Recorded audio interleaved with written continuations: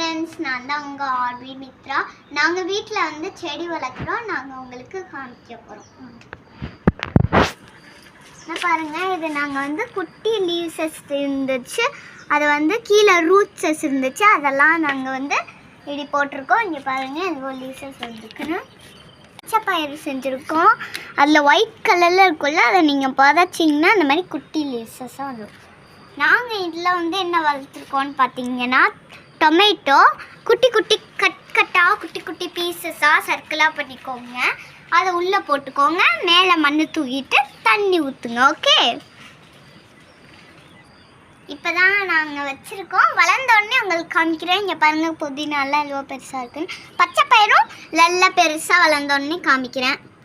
இந்த டொமேட்டோ செடியும் நல்லா பெருசாக வளர்ந்தோடனே காமிக்கிறேன். Bye friends, thank you. லைக் பண்ணுங்கள், ஷேர் பண்ணுங்கள், மறக்காமல் சப்ஸ்கிரைப் பண்ணுங்கள். தேங்க்யூ.